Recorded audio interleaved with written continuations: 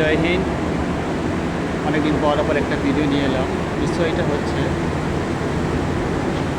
একটা ইন্ডাস্ট্রিতে, রাইস মিলেতে একটা বড় অনেক লার্জ আকারের ধানকে কীভাবে অল্প সময়ে শুকানো হয়। আমরা জানি যে বাড়িতে যখন ধান শুকানো হয়, খামারে অল্প আকারে একটা ধানকে শুকাতে 3 দিন 4 দিন 5 দিন এমনকি 1 সপ্তাহ পর্যন্ত লেগে যায়। তবে ইন্ডাস্ট্রিতে অল্প সময়ের মধ্যে কী করে বিপুল পরিমাণে ধানকে শুকনো করা হয় সেটাকে একটু বোঝানোর চেষ্টা করব। আশা করি সাথে থাকবেন। এটা হচ্ছে ড্রায়ার, এর ভিতরেই মূলত ধানটা শুকনো হয়। এটা হচ্ছে ড্রায়ার, এখানে দেখাই। এটা হচ্ছে এলিভেটর। এইটার উপর থেকে ধানটা এইভাবে পড়তে থাকে, আবার উপরে উঠে যায়।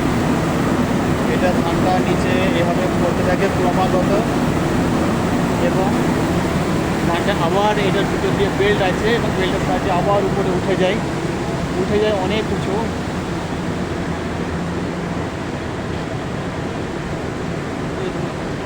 অনেক উঁচুতে উঠে যায় এবং উপর থেকে আবার নিচে আস্তে আস্তে আস্তে পড়তে থাকে। এবং এটাকে শুকানোর জন্য যেটা প্রয়োজন হয়, আগুন জ্বালানো হয়। আগুনের গরমের হিট থেকে দিতে হয়। আগে এদিকটা দেখাই। এটা হচ্ছে ফার্নেস, এর ভিতরে আগুন জ্বলছে, এর ভিতরে আগুন জ্বালানো হয়। দেখাই এখানে।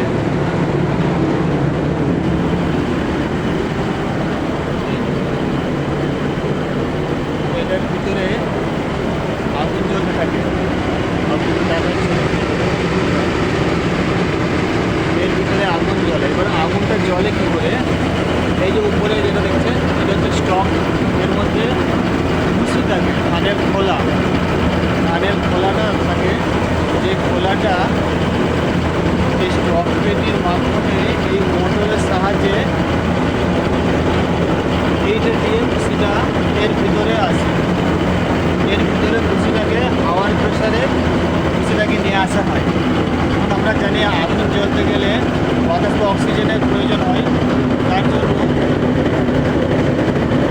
এই নজল, কিছু নজল আছে,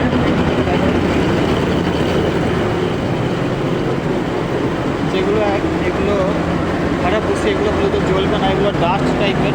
তাই এগুলো ফিল্টার দিয়ে বাইরে বার করে দেওয়া হয়। এই যে এখানে ভিতরে আগুন জ্বলে, এইখান থেকে বাতাস সাপ্লাই করা হয় ভিতরে, যাতে আগুনটা জ্বলতে পারে। ভিতরে বাতাস, আগুন জ্বালানোর জন্য বাতাস সাপ্লাই মূলত এটা করে। এটা হচ্ছে এটাকে বড় ফ্লোয়ার বলে। এই ফ্লোয়ারটা প্রচণ্ড বেগে বাতাসকে আগুনের চেম্বারের ভিতরে, ফার্নেসের ভিতর দিয়ে গরম বাতাসটাকে উপরে নিয়ে যায়। গরম বাতাসটা ওই উপরে উঠে যায় এবং গরম বাতাসটা ক্রমাগত ভিতরে যায় এবং ভিতরে পোর্ট থাকে, সে পোর্টের তলা দিয়ে যায়। মূলত গরম বাতাসের কারণে ধানটা খুব তাড়াতাড়ি শুকিয়ে যায়। মোটামুটি 32 টন ধান শুকনো করতে 6 ঘন্টা 7 ঘন্টার মধ্যেই হয়ে যায়, তখন 8 ঘন্টা লাগে। এর ভিতরে ছাইটা জমা হয় কিছু কিছু, এবং বাকি ছাইটা অন্যদিকে চলে যায়। দেখাচ্ছি যে তলাটা প্রচুর হিট। ছাইটা বেশি করে যে ছাইটা তৈরি হয়, এই ছাইটা এই পাইপের সাহায্যে গিয়ে ওখানে একটা চেম্বার আছে, এই চেম্বারের মধ্যে ছাইটা জমা হয়ে যায়। এই ঘরটার ভিতরে ছাইটা স্টোর হয়ে যায়, পরে সেটাকে সরিয়ে দেওয়া হয়। এটা হচ্ছে মূল বিষয়।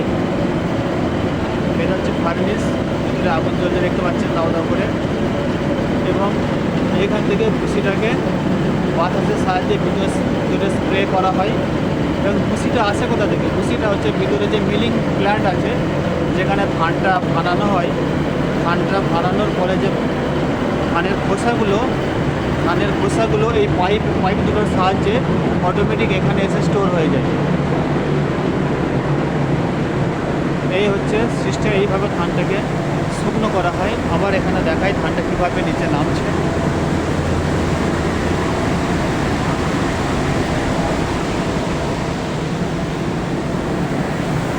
এই দেখুন ধানটা উপর থেকে নামে এবং নিচে আবার বেল্ট আছে, বেল্টের সাহায্যে বাটি লাগানো আছে। এই বাটি দিয়ে আবার উপরে আস্তে আস্তে উঠে যাবে, আবার নিচে নেমে আসবে, আবার উপরে উঠে যাবে, আবার এইভাবে ক্রমাগত 7 ঘন্টা 8 ঘন্টা চললে 32 টন ধান শুকনো হয়ে যাবে।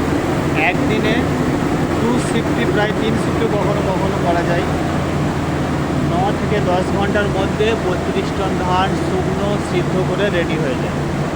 এইটা হচ্ছে সিদ্ধ করার ইউনিট। এটা হচ্ছে সিদ্ধ করার ইউনিট।